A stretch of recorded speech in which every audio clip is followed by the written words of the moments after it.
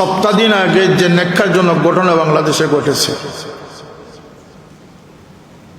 4 ভাই মিলে এক ভাইকে হত্যা করেছে। হত্যার পিছনে কারণ হচ্ছে সে ভাইটি তার মাকে বেইজ্জত করেছে। নাউজুবিল্লাহ বলবেন। আইয়ামে জাহিলিয়াত, যেটা আল্লাহ নবী সাল্লাল্লাহু আলাইহি ওয়াসাল্লাম যখন মবউস হয়েছিলেন তখন যে জাহিলিয়াত ছিল, সেই জাহিলিয়াত পৃথিবীর ইতিহাসে সবচেয়ে ঘৃণিত সময়। এর একটা অন্যতম বড় কারণ ছিল যে জীবন্তভাবে মেয়ে সন্তানদেরকে পতিত করা হতো, মেরে ফেলা হতো। তার চেয়ে কি জঘন্য ঘটনা আমাদের সমাজে, মুসলমান সমাজে এখন হচ্ছে না? একজন মার লাশ 7-8 দিন পরে গলিত অবস্থায় ঘর থেকে উদ্ধার করা হলো। একটা শিশু সন্তানকে জীবন্ত পতিত করা এক মুহূর্তের কাজ, কিন্তু একজন বৃদ্ধ মা, অসহায় মাকে তিলে তিলে দুকে দুকে মরা, তার চেয়ে জঘন্য কাজ। কথা ঠিক না? ঠিক না?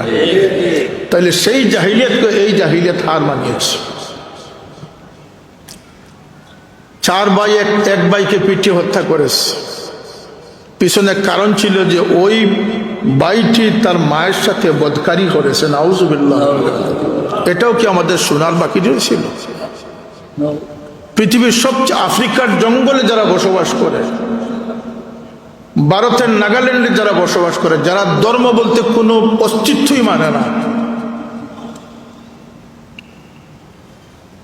যারা জীবনেও কোনো পবিত্রতার দ্বার ধারে না, না খাদ্যের ক্ষেত্রে কোনো ভালো মন্দর বাছ বিচার করে, যা পায় তা খায়, পাহাড়ি নাগা যারা, তাদের সমাজেও মায়ের কদর রয়েছে। কিন্তু আজকে আমাদের দেশের তরবিয়ত গেল কোথায়? আমাদের দেশের শিক্ষা গেল কোথায়?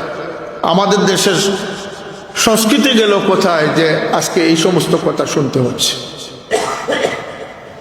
বাবার বিরুদ্ধে মেয়ের অভিযোগ, নাউজুবিল্লাহ মিন যালিক। বাবার বিরুদ্ধে মেয়ের অভিযোগ, বৃদ্ধ উস্তাদের বিরুদ্ধে শিশু বাচ্চার অভিযোগ। হচ্ছে না? হচ্ছে না? বৃদ্ধ উস্তাদের বিরুদ্ধে শিশু বাচ্চাদের অভিযোগ।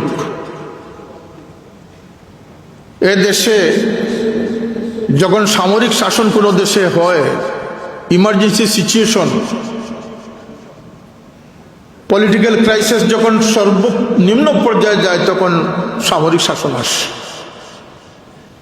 আমি বলতে চাচ্ছি যে এ দেশে বর্তমানে ইসলামের সবচেয়ে বড় ক্রাইসিস পিরিয়ড। এই পিরিয়ড থেকে উত্তরণ করতে হলে মিথ্যাচারের পর মিথ্যাচারকে রুখতে হবে, বন্ডামিকে রুখতে হবে,